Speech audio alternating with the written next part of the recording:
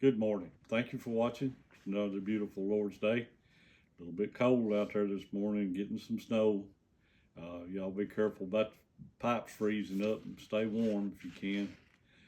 This morning we've got our sick list. We got Ronnie Robinson, Ashlyn Hare, Jeremy Judkins, Becky and Lane Bart, Ryan Sanders, Doyle Duke, Bruce Lewis, Steve Comer, Kathy Smith, Naomi Blair, Lee Heath, LaWanna Peeler, Benny Blair, Steve and Judy Milburn, Taylor Blanton, and we need to say an extra prayer for Taylor. He's having a really hard time.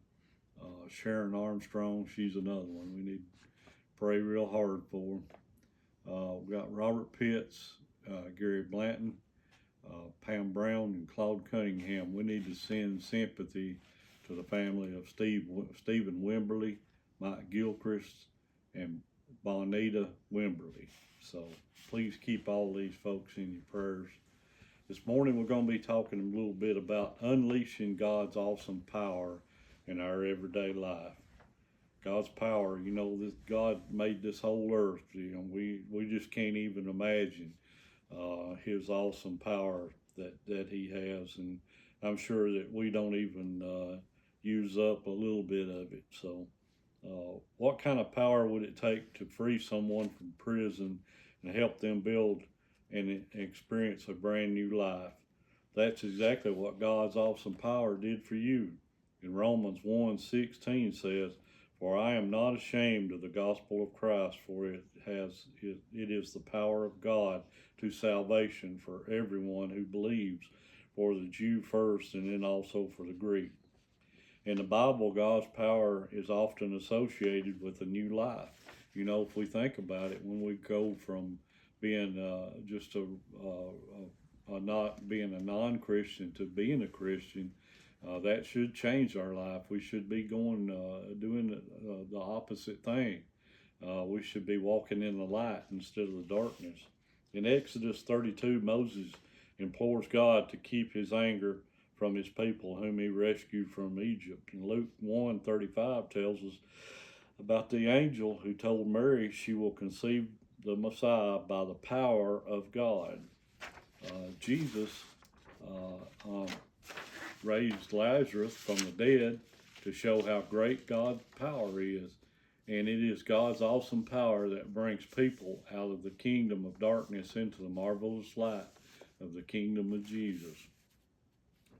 Those are all amazing, miraculous works of God. But God's power to transform your life is no less miraculous. So how can you unleash God's awesome power in your everyday life? Here are some ideas. Cultivate a deep personal relationship with God. Begin each day with prayer and meditation, focusing on gratitude and seeking God's direction for the day.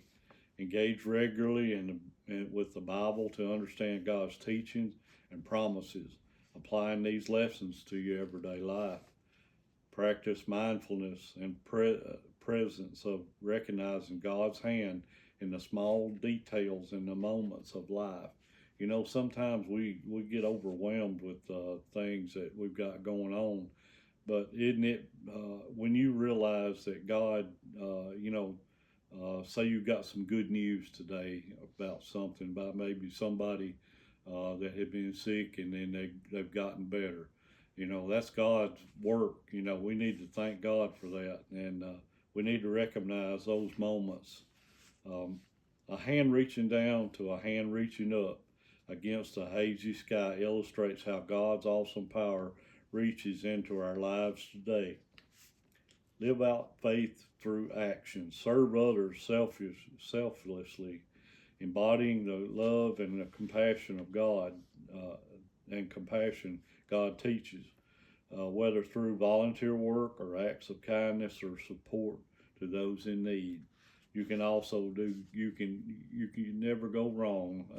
Our fellow that used to be our elder at church, he would always say you can't never go wrong helping somebody. Foster positive relationships and communities, engaging and uplifting others in their faith and daily challenges.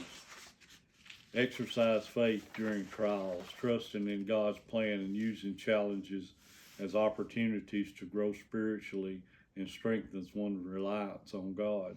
Experience continual spiritual growth. Set aside time for regular self-reflection and spiritual assessment, evaluating areas for growth and reaffirming commitment to walk in faith. Seek fellowship with other believers, participating in church and group studies to share experiences, learn from one another, strengthen faith and faith collectively. You know, that's going to church. You know, when you go to church, you can learn from others, and you can see that they have problems too, just like you do. You know, everybody's just trying to get to heaven. Pursue ongoing learning about God and faith through reading, attending workshops and lectures. You probably won't part the waters of the nearest ocean or turn that ordinary glass of water into wine, but by integrating these practices into everyday life, you can unlock a deeper understanding and experience God's power, fostering a life that not only seeks personal spiritual fulfillment, but also aims to reflect God's love and light into the world. You know, we need to rely more on God and not on ourselves. You know, I think the Bible says, rely not on your own understanding. You know, that tells us that there's a better power other than our understanding. Sometimes we don't understand things right, but if you got the Bible, you can understand what the Bible says. God will give us knowledge if we ask for it. We need to walk in the light and not in the darkness. If you're not a Christian, you need to become one before it's too late. So that's my lesson this morning on increasing our relationship with God and unlocking His awesome power in our lives. I'd like to say this morning, thank you for watching. I'd like for you to pray for our servicemen and women, our first responders, and the doctors and the nurses that keep us safe and healthy. Please continue to pray for all of those on the sick list. Some of them are pretty sick. We need to pray hard for them. They're good people. So thank you for watching. God bless, and see you next time.